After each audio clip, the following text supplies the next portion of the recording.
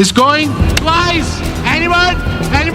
It's gone. Cricket শুধু মাঠের লড়াই নয়, এটা এখন কোটি কোটি টাকার ব্যবসা, আবেগ আর ক্ষমতার গল্প। পাকিস্তান সুপার লিগে এবার এমন এক ঘটনা ঘটেছে যা বদলে দিয়েছে পুরো ফ্র্যাঞ্চাইজি ইতিহাস। কল্পনাকেও ছাড়িয়ে গেছে দল কেনাবেচার দাম। কোন দল পিএসএল এর ইতিহাসে সবচেয়ে দামি, কারা কিনল সেই দল, আর কেন এই নিলাম পাকিস্তান ক্রিকেটের ভবিষ্যৎ বদলে দিতে পারে? চলুন জেনে নেওয়া যাক পিএসএল এর ইতিহাসের সবচেয়ে বড় অর্থনৈতিক অধ্যায়ের গল্প।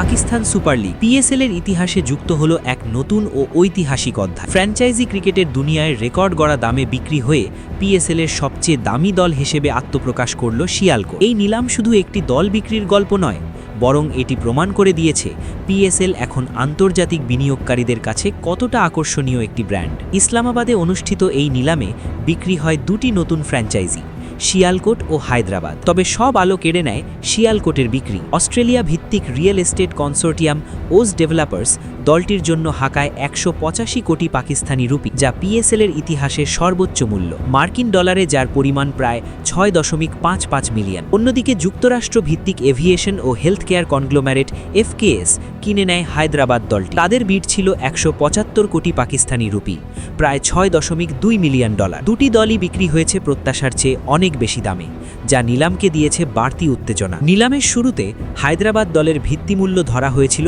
110 কোটি রুপি, কিন্তু দরপত্রে নামার পর এফকেএস ও একটি ফিনটেক প্রতিষ্ঠানের মধ্যে শুরু হয় তীব্র দরযুদ্ধ। একের পর এক বিড বাড়তে থাকে, আর শেষ পর্যন্ত 175 কোটির প্রস্তাবে হায়দ্রাবাদ নিশ্চিত করে এফকেএস।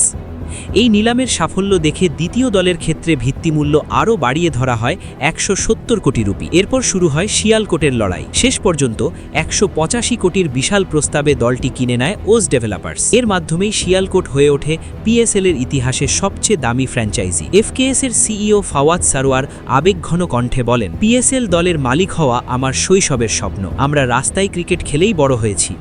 আজ এই পর্যায়ে পৌঁছতে পেরে আমি গর্বিত। অন্যদিকে ওজ গ্রুপের সিইও হামজা মজিদ বলেন, প্রবাসী পাকিস্তানি হিসেবে দেশের জন্য কিছু করতে পারা আমাদের স্বপ্ন। ক্রিকেট আমাদের রক্তে। শিয়ালকোটের ক্রীড়া শিল্প এই দলের মাধ্যমে আরও এগিয়ে যাবে। পাকিস্তান ক্রিকেট বোর্ডের চেয়ারম্যান মহসিন নাকভি নতুন দুই মালিককে অভিনন্দন জানিয়ে বলেন, আপনারা শুধু একটি ফ্র্যাঞ্চাইজি কেনেননি, আপনারা পাকিস্তান ক্রিকেটের ভবিষ্যতের দায়িত্ব নিয়েছেন। পিসিবি জানিয়েছে আসন্ন মৌসুমে মুলতান সুলতানস দলটি আপাতত বোর্ড নিজেই পরিচালনা করবে। পরবর্তী সময়ে সেটিও বিক্রির জন্য তোলা হবে। এতে বোঝা যায় পিএসএল এর বাণিজ্যিক মূল্য আরও বাড়তে পারে সামনে। সবশেষে বলা যায়, এই নিলাম শুধু অর্থনৈতিক সাফল্য নয়, এটি পিএসএল এর আন্তর্জাতিক গ্রহণযোগ্যতার এক শক্ত বার্তা।